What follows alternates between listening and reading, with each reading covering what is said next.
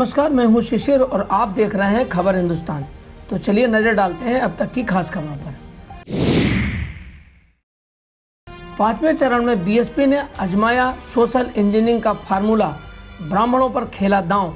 Bahujan Samaj party ने UP विधानसभा चुनाव में अपने सोशल इंजीनियरिंग के फार्मूले को फिर से राज्य में लागू कर रही है। इस लिस्ट में 34% टिकट ब्राह्मणों को दिए गए हैं, जबकि 9 उम्मीदवार मुस्लिम बनाए गए हैं। अभी तक बीएसपी ने 292 उम्मीदवारों को मैदान में उतारा है। इनमें से 72 मुस्लिमों को टिकट दिए गए हैं। बीएसपी ने पांचवें चरण में सबसे ज़्यादा ब्राह्मणों पर दांव खेला है। बीएसपी ने 61 उम्मीदवारों में से 21 ब्राह्मणों को टिकट दिए हैं। उत्तर प्रदेश विधानसभा चुनाव के पांचवें चरण में 12 जिलों की 61 सीटों के लिए आज जारी होगा नोटिफिकेशन। उत्तर प्रदेश विधानसभा चुनाव में पांचवें चरण के लिए मतदान के लिए मंगलवार को अधिसूचना जारी होगी। इसी के साथ पांचवें चरण के 12 जिलों की 61 विधानसभा सीटों के लिए नामांकन पत्र दाखिल करने की प्रक्रिया शुरू हो जाएगी। इस चरण की 61 विधानसभा सीटों में 13 सीटें अनुसूचित जाति के लिए आरक्षित हैं। ओवैसी ने मुस्लिम वोटरों को साधने की कोशिश, कहा भाजपा में कई विधायक दागी। गढ़मुक्तेश्वर विधानसभा सीट पर करीब 3,47,028 मतदाता हैं, जिसमें मुस्लिम मतदाता करीब 1 लाख से अधिक हैं। मुस्लिम मतदाताओं को साधने के लिए AIMIM के राष्ट्रीय अध्यक्ष असीसुद्दीन ओवैसी ने कहा कि चुनाव के समय में पार्टी में ज़्यादा उम्मीदवारों के बीच मुकाबला होता है। भाजपा में मौजूदा समय में कई विधायक दागी हैं। केंद्रीय गृह राज्य मंत्री अजय टेनी पर पार्टी ने अभी तक कोई कार्रवाई नहीं की है। सरकार और पार्टी पहले उनके बारे में बताए। करीब 20 मिनट वह गांव मेरू के और मुस्लिम मतदाताओं को साधने का पूरा प्रयास किया। जयंत चौधरी बोले, मुझे दंगाई बता रहे हैं बाबा और गृह मंत्री कर रहे जाति सूचक शब्दों का प्रयोग। राष्ट्रीय लोकदल के अध्यक्ष जयंत चौधरी ने भाजपा पर जातिवाद की राजनीति का आरोप लगाते हुए कहा कि खुद गृह मंत्री बार बार जाट कहकर जाति सूचक शब्दों का प्रयोग कर रहे हैं। बाबा मुख्यमंत्री मुझे दंगाई बता रहे हैं। मैं आपके बगल के मथुरा से सांसद रहा, पता कर लेना। मैंने किसी घर में भी झगड़ा नहीं होने दिया, मगर मैं कहना चाहता हूं कि भाजपा सरकार वादा खिलाफी का पर्याय है। हमारे दादा चौधरी चरण सिंह ने 1970 में गुंडा विरोधी कानून बनाया। आज बाबा बताएं कि उन्होंने कौन सा कानून बनाया है।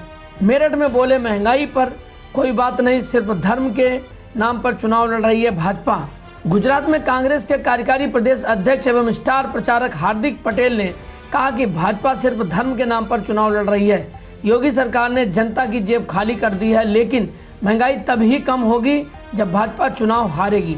देश की 2 सैन्य कमानों को आज मिलेंगे नए मुखिया।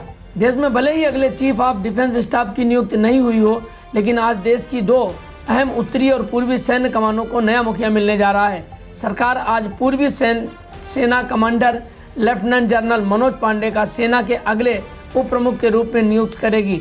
उनके अलावा उत्तरी सैन्य कमान के प्रमुख के तौर पर लेफ्टिनेंट जनरल उपेंद्र द्विवेदी और पूर्वी कमान के प्रमुख का जिम्मा लेफ्टिनेंट जनरल राणा प्रताप कलिता को मिलने वाला है।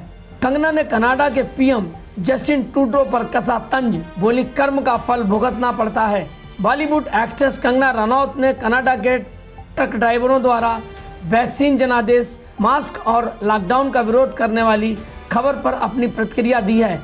कंगना ने अपने इंस्टाग्राम पर कनाडा के प्रधानमंत्री जस्टिन ट्रूडो पर तंज कसते हुए लिखा है, कनाडाई पीएम ट्रूडो भारतीय प्रदर्शनकारियों को प्रोत्साहित कर रहे थे और अब अपने देश में गुप्त स्थान पर छिप रहे हैं, क्योंकि प्रदर्शनकारी लोग उनकी सुरक्षा के लिए खतरा हैं। हम कर्म के फल पर भुगतान तो करना ही पड़ता है।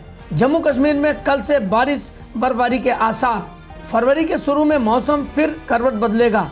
मौसम विज्ञान केंद्र श्रीनगर के अनुसार 2 से 4 फरवरी तक जम्मू और कश्मीर के कुछ हिस्सों में बारिश और बर्फबारी होगी। 3 फरवरी को मौसम अधिक खराब रहेगा।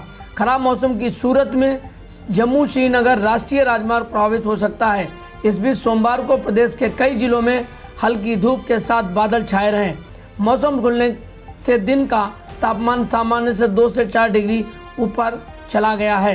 राष्ट्रपति भवन से निकलकर संसद भवन पहुंची वित्त मंत्री, थोड़ी देर में कैबिनेट की बैठक। वित्त मंत्री निर्मला सीतारमण आज सुबह 11 बजे संसद में अपना चौथा बजट पेश करने जा रही हैं। बजट पेश करने से पहले वह वित्त मंत्रालय पहुंची। उसके बाद उन्होंने राष्ट्रपति से मुलाकात की। वित्त वर्ष 2022-23 के लिए पेश होने वाले इस बजट से आम आदमी को काफ़ी उम्मीदें हैं। इस बजट में इनकम टैक्स की सीमा में छूट की भी उम्मीद जताई जा रही है। आत्मनिर्भर अर्थव्यवस्था पर भाजपा कार्यकर्ताओं को 2 फरवरी को संबोधित करेंगे प्रधानमंत्री। प्रधानमंत्री नरेंद्र मोदी 2 फरवरी को सुबह 11 बजे प्रदेश की सभी 403 विधानसभा क्षेत्रों के भाजपा कार्यकर्ताओं को आत्मनिर्भर अर्थव्यवस्था पर संबोधित करेंगे। ऑनलाइन होने वाले इस आयोजन के लिए विधानसभा क्षेत्रों में LED स्क्रीन भी लगवाई जाएंगी। साथ ही इस कार्यक्रम में भाग लेने वाले कार्यकर्ताओं का पंजीकरण भी किया जाएगा। तो ये थी अब तक की खबरें। अगला अपडेट पाने के लिए बने रहिए मेरे साथ और देखते रहिए खबर हिंदुस्तान। नमस्कार।